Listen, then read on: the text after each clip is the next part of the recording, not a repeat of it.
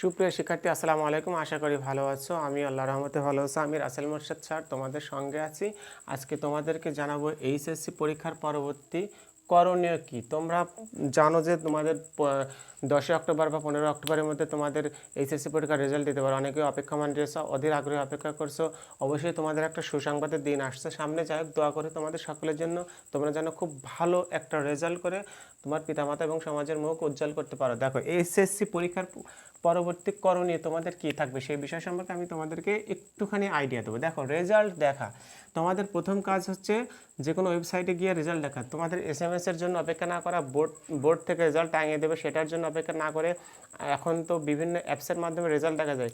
সেই অ্যাপসের মাধ্যমে তোমরা খুব দ্রুত রেজাল্ট দেখে নেবে। তাহলে রেজাল্টটা দেখলে বোর্ড চ্যালেঞ্জ, আমাদের প্রধান কাজ হলো বোর্ড চ্যালেঞ্জ। এখন বোর্ড চ্যালেঞ্জটা কি এটা আমি তোমাদেরকে ক্লিয়ার করে দিই। বোর্ড চ্যালেঞ্জটা হলো তোমরা রেজাল্টের পরবর্তী সময়ে তোমাদের রেজাল্ট সংক্রান্ত পছন্দ অপছন্দ বা মনের মতো না হলে তোমরা বোর্ডে আবেদন করতে পারবা। সেই আবেদনের পরিপ্রেক্ষিতে তোমাদের রেজাল্ট পরিবর্তন হতে পারে। অর্থাৎ তোমরা যে আবেদন করবা রেজাল্টের সাথে সঙ্গতি রাখার জন্য এসএসসি এবং এইচএসসি রেজাল্টের সাথে সঙ্গতি যদি না থাকে, সাপোজ তুমি এসএসসিতে ম্যাথে পেলে হায়ার ম্যাথ বা ম্যাথে পেলে সে 40 পেলে, যেহেতু তোমরা একটা জিনিস জানো যে তোমাদের এসএসসি এবং এইচএসসি রেজাল্টের সাথে যে পরীক্ষাগুলো এইচএসসিতে হয়নি সেটা এসএসসির রেজাল্ট অনুযায়ী তোমাদেরকে কাউন্ট করা হবে এইচএসসিতে। সুতরাং যে তুমি সাপোজ বাংলাতে তুমি পরীক্ষা দিয়েছো এসএসসি, সেখানে তোমার হয়েছে 75, কিন্তু এইচএসসিতে বাংলা পরীক্ষা হয়নি। সাপোজ এইচএসসিতে বাংলা পরীক্ষা হয়নি, কিন্তু তোমার এইচএসসিতে এই এসএসসি রেজাল্টটা কাউন্ট করা হবে, অর্থাৎ ওই 75ই ধরা হবে, এই গ্রেডই ধরা হবে, গ্রেড যাই হোক সেটাই ধরা হবে। তাহলে তোমরা বুঝতে পেরেছো যে রেজাল্টটা কীভাবে কাউন্ট করা হবে। এটা আমি তোমাদেরকে পরবর্তী ভিডিওতে আরও ক্লিয়ার করে দেবো। এখন বোর্ড চ্যালেঞ্জের জন্য যদি তোমাদের এই রেজাল্ট না মেলে, তাহলে অবশ্যই তোমরা রেজাল্টের পরবর্তী একটা নির্দিষ্ট সময় দেবে বোর্ড, সেই সময়ের মধ্যে তোমরা আবেদন করতে পারবে, আবেদন করে তোমাদের ফলাফল পরিবর্তন করতে পারবে।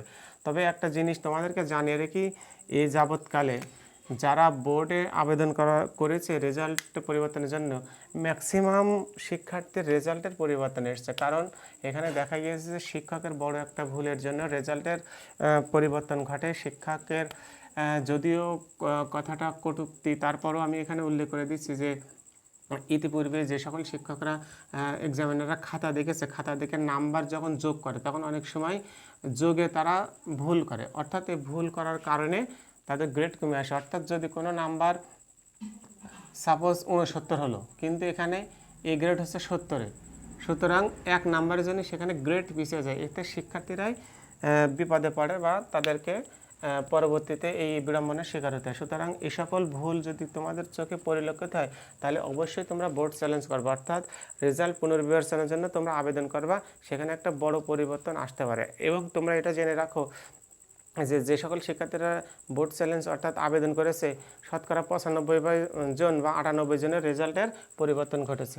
আচ্ছা, মনের মতো রেজাল্ট না হওয়া, অনেক সময় দেখা যায় শুধু ওই সাবজেক্টগুলো বাদেই তুমি খুব ভালোভাবে স্টাডি করেছো, তুমি পরীক্ষা সুন্দর দিয়েছো, অথচ রেজাল্ট তোমার মনের মতো হয়নি। অর্থাৎ তোমার এ প্লাস পাওয়ার কথা, সামান্যের জন্য এ প্লাস হয়নি, বা এ গ্রেড পাওয়ার কথা এ মাইনাস হয়ে গেছে, এরকম ঘটনা অনেকের ক্ষেত্রে ঘটে। সুতরাং সেরকম যদি তোমাদের না ঘটে, তাহলে তোমরা কি করবা, এই রেজাল্টের পরে যদি এরকম তোমাদের ক্ষেত্রে ঘটে, তাহলে অবশ্যই তোমরা আবেদন করবা রেজাল্ট পুনর্বিবেচনার জন্য।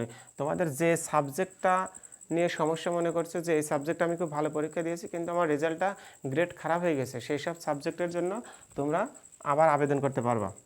এবার দেখো, এসএসসি এর সাথে রেজাল্ট মিল না থাকে, এই কথাটা পূর্বে আলোচনা করেছি যে এসএসসিতে তোমার একটা সাবজেক্টে 60 হয়েছে, মনে করো 60 হয়েছে, এই পরীক্ষাটা তো এইচএসসিতে হয়নি। কারণ তুমি জানো যে দেশে একটা আন্দোলন বা একটা বিপদের কারণে তোমাদের অনেকগুলো পরীক্ষা হয়নি, সেটা এইচএসসির পরীক্ষার সাথে সমন্বয় করা হবে। অর্থাৎ এসএসসিতে যদি বাংলা পরীক্ষায় 75 হয় বা 70 হয়, তাহলে এইচএসসি যদি যে পরীক্ষাটা হয়নি সেই সাবজেক্ট অনুযায়ী এসএসসির অনুযায়ী এইচএসসিতে রেজাল্ট দেওয়া হবে। সুতরাং সেই রেজাল্টটা তোমাদের গ্রেডিং পদ্ধতিতে প্রকাশ করা হবে। অর্থাৎ এখানে ধরো এসএসসিতে তোমার 75 হয়েছিল, কিন্তু এইচএসসিতে রেজাল্ট আসছে 70 বা 65, সেই ক্ষেত্রে অবশ্যই তোমরা বোর্ড চ্যালেঞ্জ করবে, অর্থাৎ আবেদন করবে রেজাল্ট পুনর্বিবেচনার জন্য। শিক্ষকের ভুল এই কথাটা তোমাদের পূর্বে আলোচনা করেছি। তাহলে দেখো তোমাদের আজকে প্রধান যে কাজটা থাকবে সেটা হলো রেজাল্ট পরবর্তী সময়ে রেজাল্ট দেখে তোমাদের হচ্ছে বোর্ডের প্রতি যদি অনাস্থা থাকে বা মনের মতো না হয় তাহলে সেটা আবেদন করে আবার পুনর্বিবেচনা করবা। তাছাড়া এর পূর্বে দেখা গেছে যে অন্যান্য সালে যে সকল সালে পাশের হার রয়েছে, এবার আশা করা যায় যে পাশের হার বাড়ানো হবে বা বেশি পাশ করবে বা ইনক্রিজ করা হবে, এটা আমাদের অন্যান্য সূত্রে পাওয়া গেছে। যদিও পরীক্ষার্থীদের পরীক্ষার উপরে নির্ভর করবে তারা পাস বা ফেল, এখানে কারোর প্রতি সদয় বা সহানুভূতি নয়। তবে যে পরীক্ষাগুলো হয়নি সেই পরীক্ষাগুলোর প্রতি অবশ্যই সরকার সদয় দৃষ্টি দিয়েছে যে তারা সে সকল পরীক্ষা নিয়ে শিক্ষার্থীরা যে সকল পরীক্ষা দিতে পারেনি তারা সে সকল পরীক্ষায় যেন পাশ করে যায় এবং একটুখানি যে আন্দোলন বা দেশে যে একটা অস্থিতিশীল পরিবেশ তৈরি হয়ে গেছিলো সেটার উত্তরণের পর তোমাদের তোমাদের প্রতি অর্থাৎ শিক্ষার্থীদের প্রতি একটু সরকার সদয় হয়ে রেজাল্টটা প্রকাশ করবে। তবে এইটুকু বলা যায় যে অন্যান্যবার যদি 85% পাশের হার হয়ে থাকে তাহলে এবার অবশ্যই 90, 95 বা 97% পাশের হার হবে বা সরকার করবে, এটা ইনক্রিজ করবে, এটা বলা যায়। তো যাই হোক, তোমরা এই ছোট্ট ভিডিও থেকে যেটুকু জানলে তোমাদের জন্য পরবর্তীতে আরও তথ্যবহুল ভিডিও নিয়ে আসছি। হ্যাঁ, সকলকে ধন্যবাদ।